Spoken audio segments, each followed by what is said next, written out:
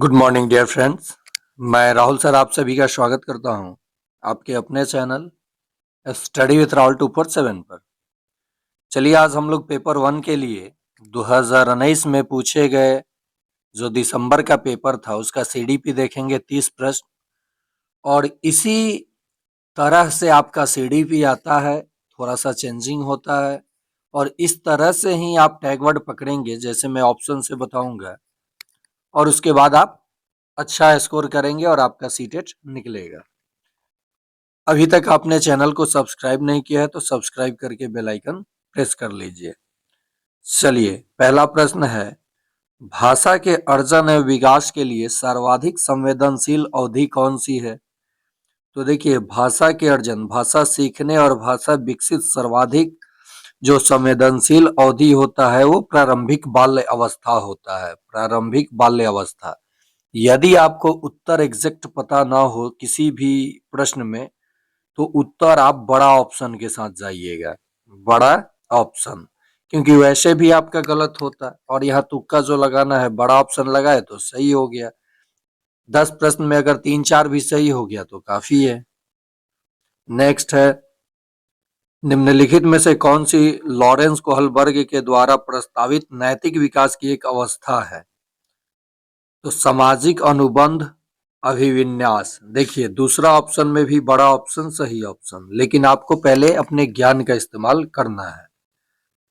कक्षा में परिचर्चा के दौरान एक शिक्षक प्रायः प्रायः लड़कियों की तुलना में लड़कों पर अधिक ध्यान देता है।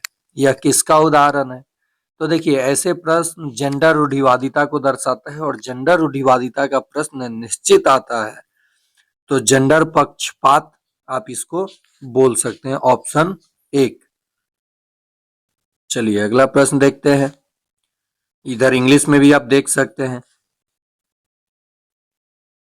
बच्चों में जेंडर रूढ़िवादिता एवं जेंडर भूमिका अनुरूपता को कम करने के लिए निम्नलिखित में से कौन सी पद्धति प्रभावशाली है?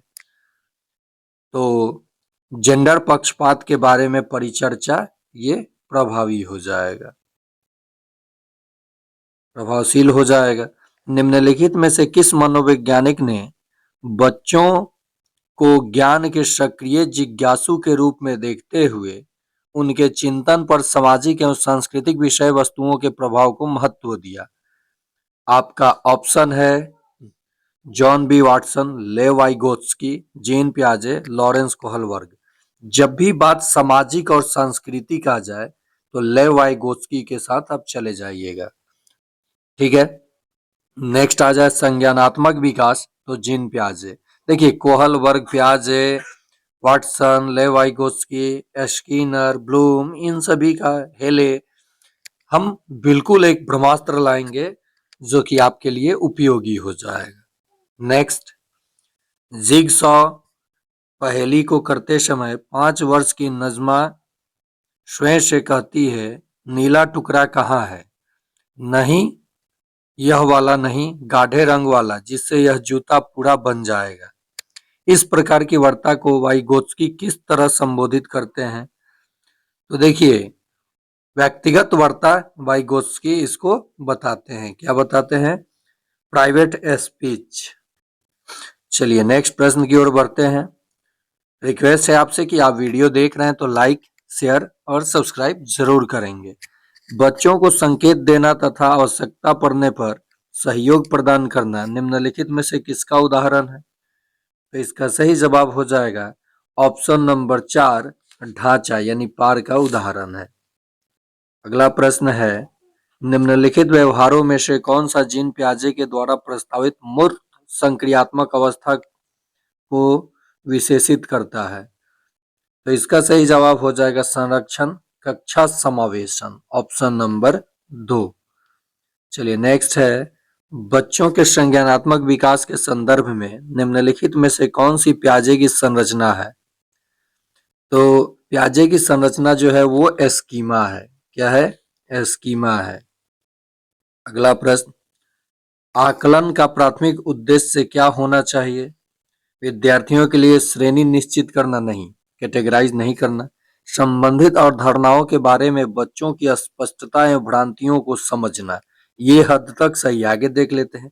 विद्यार्थियों के प्राप्तांकों के आधार पर उन्हें नामांकित करना, नहीं, निगेटिव हो जाएगा।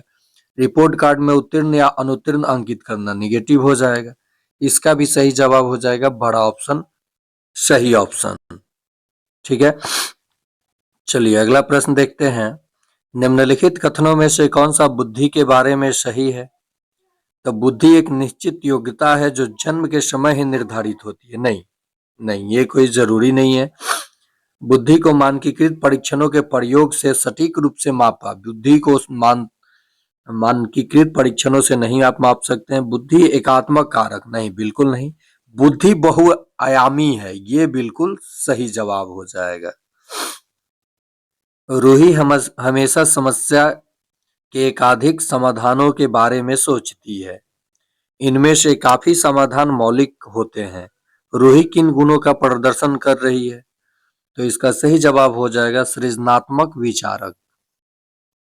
अगला प्रश्न, शिक्षण अधिगम प्रक्रिया में वंचित समूह से संबंधित विद्यार्थियों के द्वारा सहभागिता कम होने की स्थिति में एक शिक्षक को क्या करना चाहिए? बच्चों को विद्यालय छोड़ने के लिए कहना चाहिए? नहीं, बच्चे विद्यालय क्यों छोड़ेंगे? इस स्थिति को जैसे ही स्वीकार कर लेना चाहिए। आगे देखते हैं। इन विद्यार्थियों से अपने अपेक्षाओं को कम करना चाहिए। आगे देखते हैं। फिर अपनी शिक्षण पद्धति पर विचार करना चाहिए तथा बच्चों की सहभागिता में सुधार करने के लिए नए तरीके ढूंढने चाहिए। बड़ा ऑप्शन, सही ऑप्शन, ये बिल्कुल परफेक्ट आंसर हो जाएगा। एक समावेशी कक्षा में एक शिक्षक को विशिष्ट शैक्षिक योजनाओं को किस तरह से प्रदर्शित करना चाहिए? तो सक्रिय रूप से तैयार करना चाहिए। सक्रिय रूप से तैयार करना चाहिए। पठन वैफल्य बच्चों के प्राथमिक लक्षण क्या है? तो इसका सही जवाब हो जाएगा धारा प्रवाह पढ़ने की अक्षमता। शिक्षा का अधिकार अधिनियम 2009 में उल्लेख की गई समावेशी शिक्षा की अवधारणा निम्नलिखित में से किस पर आधारित है? तो 16 का सही जवाब हो जाएगा ऑप्शन 3, अधिकार आधारित मानवतावादी परिप्रेक्ष्य। चलिए अगला प्रश्न देखते हैं। संरचनावादी ढांचे में अधिगम प्राथमिक रूप से यंत्रवत याद करने पर आधारित है, प्रबलन पर केंद्रित है, अनुबंधन द्वारा अर्जित है, अवबोधन की प्रक्रिया पर केंद्रित है। तो ये अवबोधन की प्रक्रिया पर केंद्रित है। अनेक घटनाओं के बारे में बच्चों के द्वारा बनाए गए सहजानुभूत सिद्धांतों के संदर्भ में एक शिक्षिका को क्या करना चाहिए? तो एक शिक्षिका को प्रतिकूल प्रमाण एवं उदाहरणों को प्रस्तुत करके बच्चों के इन सिद्धांतों को चुनौती देनी चाहिए। बड़ा ऑप्शन, सही ऑप्शन।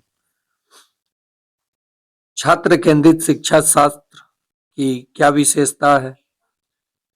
तो 19 का सही जवाब हो जाएगा बच्चों के अनुभवों को प्रामुख्यता देना। संवेग एवं संज्ञान एक दूसरे से डैश हैं, तो संवेग और संज्ञान सन्निहित हैं, यानी एक दूसरे के पूरक हैं। रचनावादी सिद्धांतों के अनुसार अधिगम के बारे में निम्नलिखित कथनों में से कौन सा कथन सही है? तो 21 का सही जवाब हो जाएगा अधिगम सक्रिय विनियोजन के द्वारा ज्ञान की संरचना प्रक्रिया है। विद्यार्थियों को स्पष्ट उदाहरण एवं गैर उदाहरण देने के क्या परिणाम है? तो 22 का सही जवाब हो जाएगा ऑप्शन 1, अवधारणात्मक परिवर्तनों को प्रोत्साहित करने के लिए यह प्रभावशाली तरीका है। नेक्स्ट प्रश्न है, बच्चों को अधिगम गतिविधियों में भागीदारी करने के लिए लगातार पुरस्कार देना एवं दंड का प्रयोग करने से क्या प्रभाव पड़ता है? तो 23 का सही जवाब हो जाएगा अधिगम में बच्चों की स्वाभाविक अभिरुचि तथा जिज्ञासा कम होती है। ऑप्शन हो जाएगा 4 नंबर सही। नेक्स्ट है, निम्नलिखित में से कौन सी प्रथाएं सार्थक अधिगम को बढ़ावा देती है? तो 24 का सही जवाब हो जाएगा ऑप्शन नंबर 2, 2 और 3। 2 और 3 सहयोगात्मक अधिगम, पर्यावरण, सतत एवं समग्र मूल्यांकन। शिक्षक बच्चों की जटिल अवधारणाओं की समझ को भी किस प्रकार सहज कर सकते हैं? तो 25 का सही जवाब हो जाएगा ऑप्शन नंबर 4, अन्वेषण एवं परिचर्चा के लिए अवसर उपलब्ध करके। चलिए नेक्स्ट है, एक प्राथमिक विद्यालय की अध्यापिका बच्चों को एक प्रभावशाली समस्या समाधानकर्ता बनने के लिए किस प्रकार से प्रोत्साहित कर सकती है? तो बच्चों को सहजानुभूत अनुमान लगाने के लिए प्रोत्साहित करके तथा उसी पर आधारित विचार मंथन करके। बड़ा ऑप्शन सही ऑप्शन। बड़ा ऑप्शन मतलब कि ये वर्ड सबसे ज्यादा बड़ा हो। वैसे आप तुक्का का इस्तेमाल अगर नहीं आपको एग्जैक्ट उत्तर पता है तो कीजिएगा। निम्नलिखित अवधि में से किसमें शारीरिक वृद्धि एवं विकास तीव्र गति से घटित होती है? तो 27 का सही जवाब हो जाएगा ऑप्शन 1, शैशवावस्था एवं प्रारंभिक बाल्यावस्था। निम्नलिखित में से कौन सा विकास का सिद्धांत नहीं है? निगेटिव पूछा है। तो विकास सार्वभौमिक है तथा सांस्कृतिक संदर्भ इसे प्रभावित नहीं करते। नहीं, सांस्कृतिक संदर्भ प्रभावित करते हैं, तो ये निगेटिव यही हो जाएगा। बड़ा ऑप्शन सही ऑप्शन। चलिए आगे देखते हैं प्रश्न।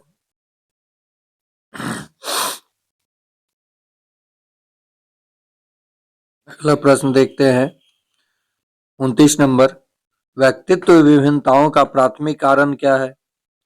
तो इसका प्राथमिक कारण है आनुवांशिकता एवं पर्यावरण के बीच जटिल पारस्परिक क्रिया। Option number 4। और आज का अंतिम प्रश्न, यदि अभी तक आपने चैनल को सब्सक्राइब नहीं किया है तो सब्सक्राइब करके बेल आइकन प्रेस कर दीजिए।